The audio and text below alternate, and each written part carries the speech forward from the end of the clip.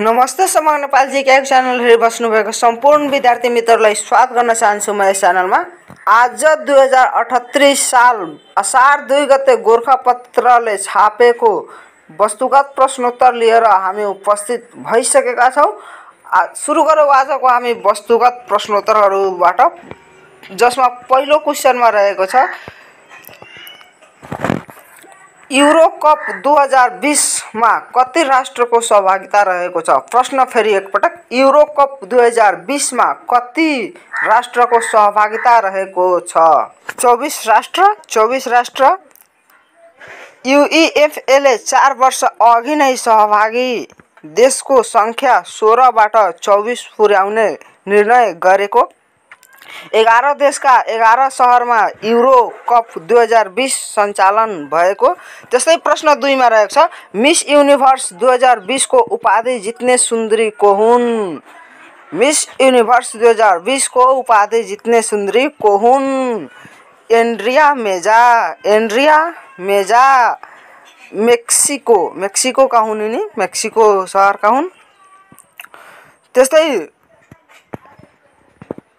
69औं संस्करणको miss universe प्रतिस्पर्धामा सहभागी 73 देशका सुन्दरीलाई पछाडि पार्दै 26 वर्षीय सफ्टवेयर इन्जिनियर एन्ड्रियाले सो उपाधि जितेकी। सन् 2021 मे 16 मा सम्पन्न प्रतियोगितामा ब्राजिलकी जुलिया गामा फर्स्ट र पेरुकी यानिक मासेटा सेकेन्ड रनअप भएका। त्यस्तै प्रश्न 3 मा रहेको छ चलचित्र क्षेत्रको विश्वकै प्रतिष्ठित ओस्कार एकेडेमी अवार्डको 93औं संस्करणमा सर्वोत्कृष्ट चलचित्र कुन घोषित भयो। नोम्याडल्यान्ड। पुरै जानकारीहरू दिएको छ जुन कि मलाई इम्पोर्टेन्ट लाग्दैन, तर म यहाँ स्लो गरिदिरहेको छु, तपाईहरु एकचोटि यो सबै पढ्नु होला। यहाँ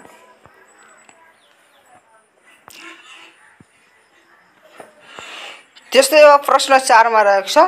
प्रश्न 4 मा छ साइप्रसमा पहिलो महिला सभामुख बन्न सफल राजनीतिज्ञ को हुनुहुन्छ।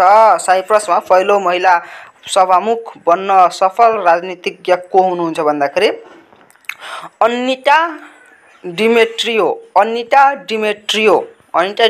हुनुहुन्छ।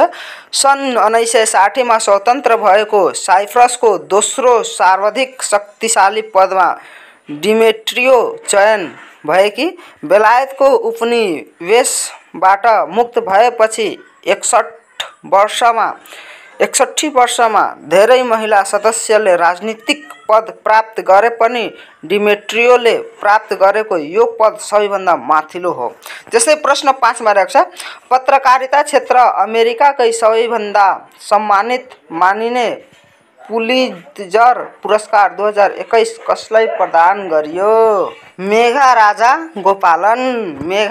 गोपालन भारतीय मुलुककी पत्रकार हुनुहुने चाहिँ एलिसन किलङ र क्रिस्टो बस्चेक, यिनीहरूलाई पनि चाहिँ यो पुरस्कार चाहिँ प्रदान गरिएको।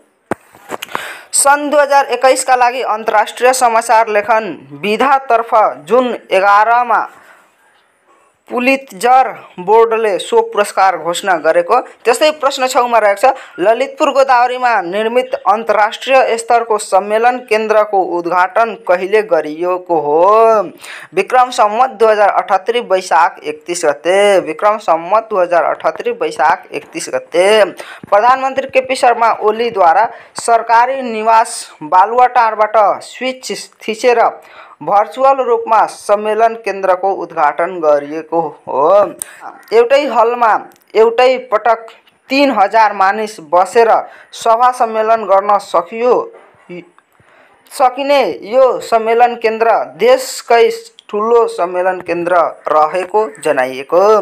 त्यस्तै प्रश्न 7 मा रहेको छ गण्डकी प्रदेशको मुख्यमन्त्रीको नियुक्त हुनुभएको छ। गण्डकी प्रदेशको मुख्यमन्त्रीमा को नियुक्त हुनुभएको छ।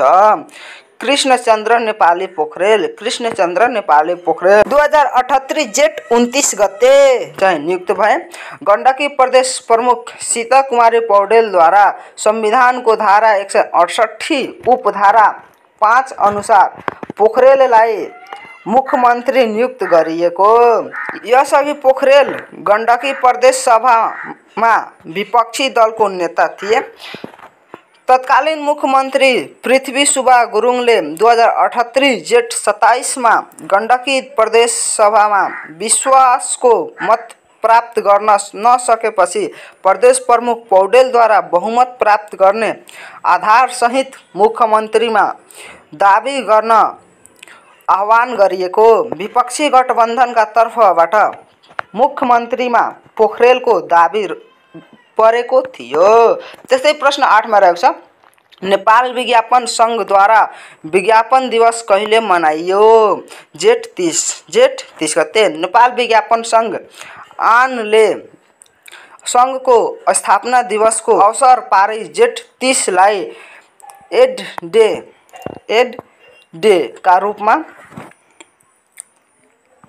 मनाउन थालेको। त्यसै प्रश्न 9 मा रहेको छ शमशेर उपाधि लिने पहिलो व्यक्ति को हुनुहुन्थ्यो? वीर शमशेर।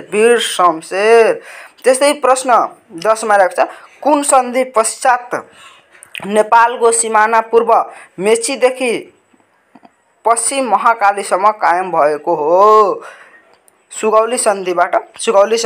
त्यस्तै प्रश्न 11 मा रहेको छ गौतम बुद्धको सारथीको नाम छन्दक हो भन्ने घोडाको नाम के हो भन्दाखेरि कन्थक।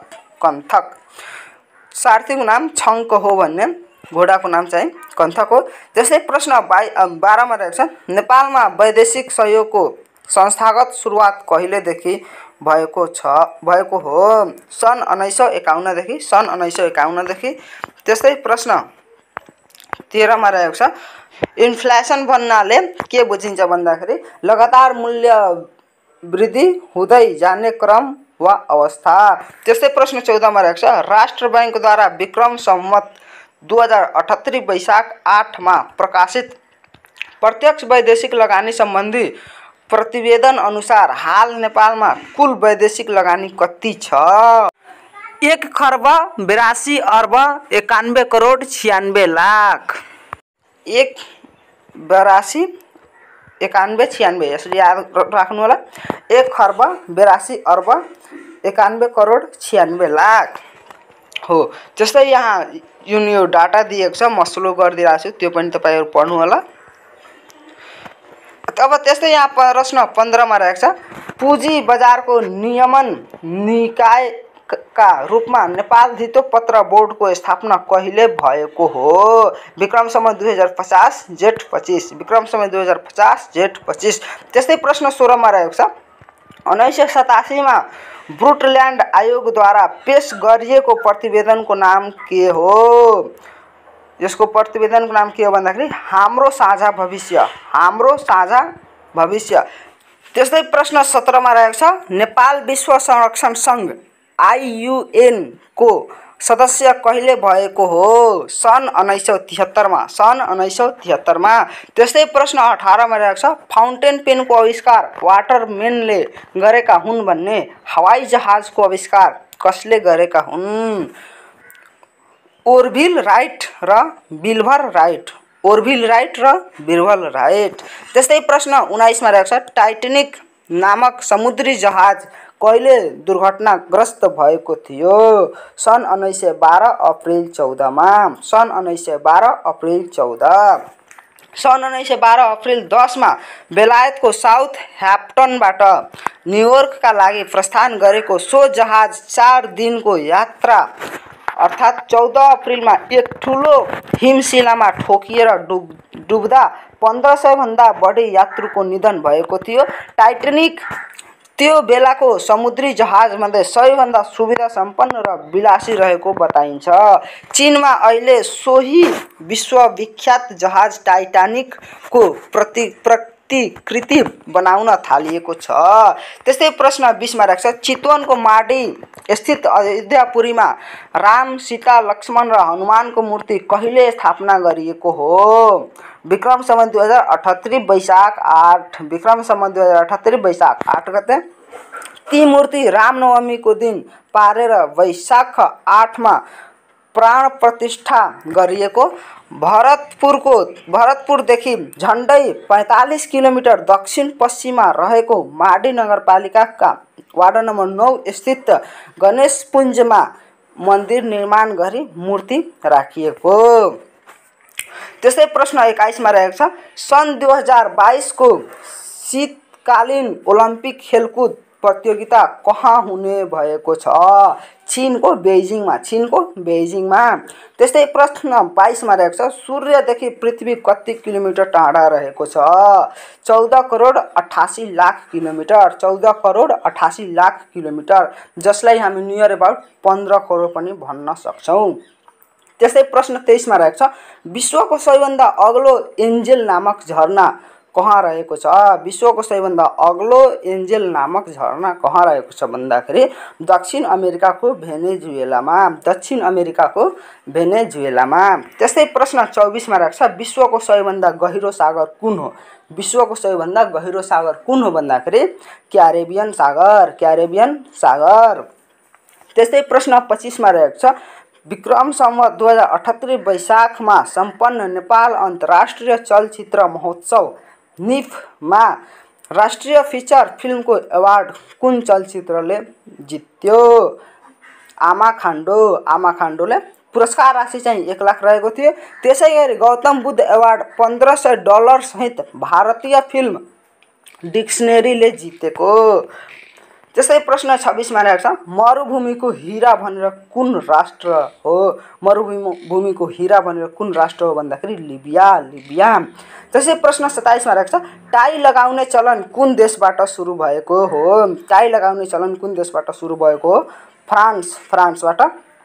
त्यसै प्रश्न 28 मा रहेको छ सार्कको नीति तर्जुमा गर्ने कार्य कुन अङ्गले गर्छ? सार्कको नीति तर्जुमा गर्ने कार्य कुन अङ्गले गर्छ भन्दाखेरि मन्त्री परिषद। त्यस्तै प्रश्न 29 मा रहेको छ सूचनाको हक सम्बन्धमा अभ्यास गर्ने विश्वको पहिलो राष्ट्र कुन हो? विश्वको पहिलो राष्ट्र स्विडेनले सन् 1766 मा सूचना पहुँचका लागि संविधानमै व्यवस्था गरेको।